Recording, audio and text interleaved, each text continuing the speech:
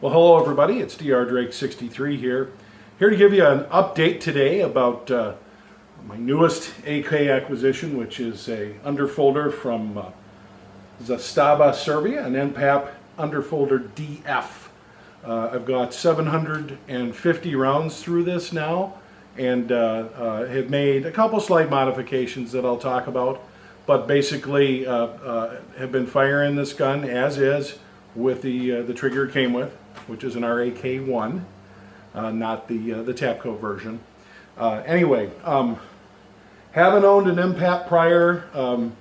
I knew this was going to be an accurate shooter, and it is. Haven't owned an N-PAP prior. I'm just going to have some concerns about weak metallurgy in the case of me looking at pinhole edging, and gladly, where I was seeing evidence of the metal being deformed in kind of an oval shape at the 750 round point with my N-PAP fixed stock model I had from several years ago. We're not seeing it with this. So we're gonna talk a little bit about this gun, its functionality, some fun we had using the 75 round drum, and take a look inside as well. So hope you enjoy.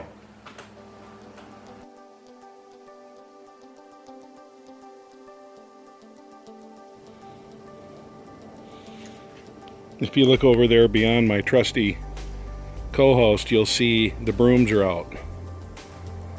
And that's what I think of when I think of this thing. I think about with a 75 round magazine, you can do some major sweeping. Some major sweeping. Can't say that I necessarily find that as any kind of a real advantage. It seems like it's just too bulky for practical use, but hey, who knows?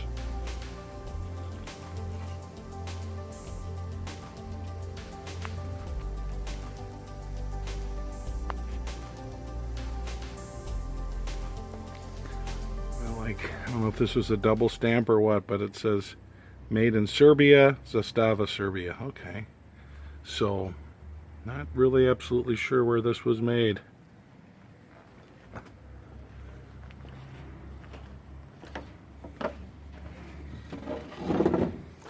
We'd also like to point out that probably at about the 500 round mark is where I started noticing pinhole edging right here.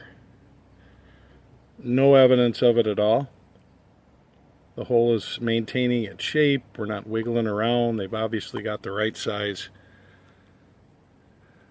axis pins.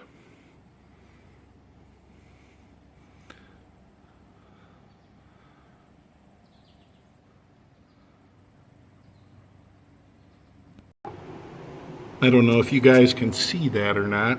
You can see the smoke coming up there. It's coming right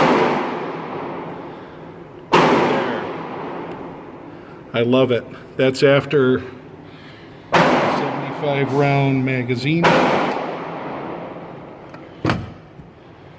and a couple of regular mags. And I'm bleeding for my hobby once again. Had to throw the glove on. I don't have any band-aids, but basically when I was charging the handle, I was a little bit low the way I was grabbing it, and I nicked my thumb on this right here. Ouch. Oh well, we won't blame the equipment. I'm just a klutz.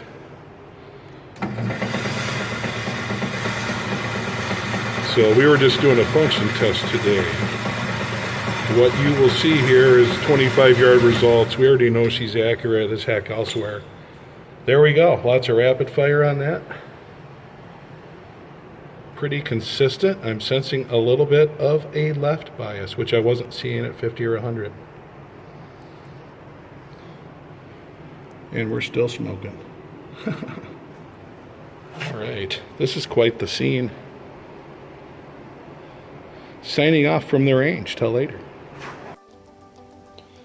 The only feeding issues I've had have been with this magazine.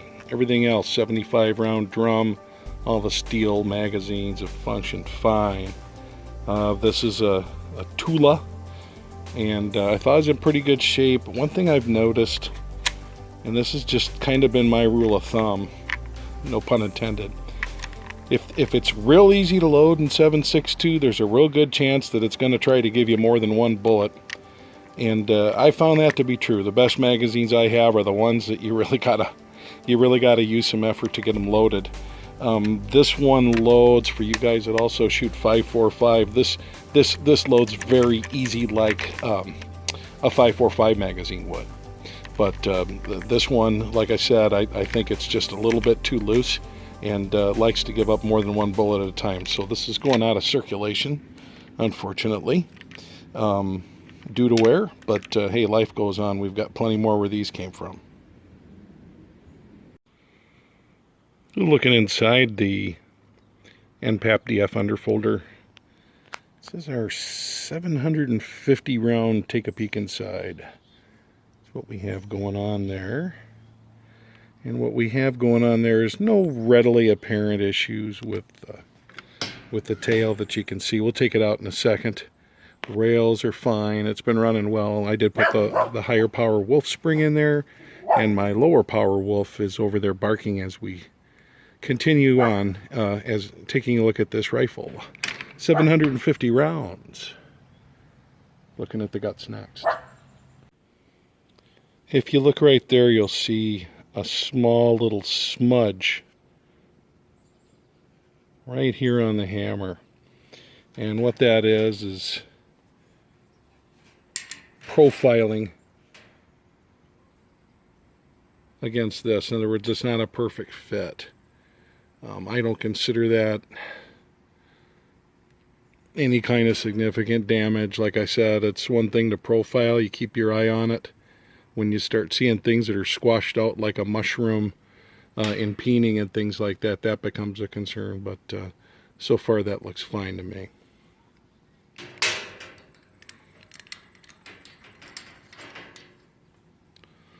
Looking at the bolt. Extractor's been working fine. It's got a good spring in it. Nothing fancy there, but we don't see any unusual wear.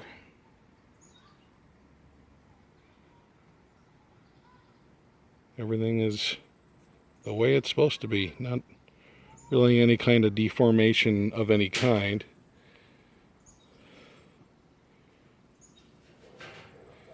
Looking at this channel,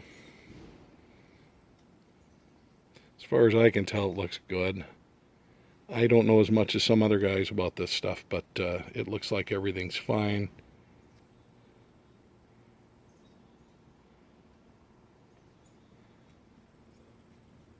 I leave this stuff usually up to other guys, but I wanted to kind of specifically zone in on this gun just because a lot of people are wondering about it. It's one of, unfortunately, it's one of only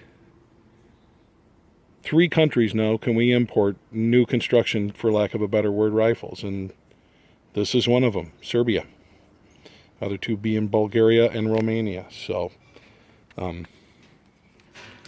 we'll see, but I like the way the furniture's wearing in. Just added a little bit of linseed oil and have rubbed it in, and basically the coloring you see is coming from my hands. The first thing I did was get rid of the slant brake. I just am not a slant brake guy. I threw this muzzle thread protector on here, and can shoot this thing rapid fire. It's not a problem for me that I need that kind of compensator. Full auto, I'm sure, would be a different story. But so far, so good. As always, thank you very much for watching. I will keep you updated on what's going on with this rifle. If I see wear or things that don't make sense, I'll be sure to report them.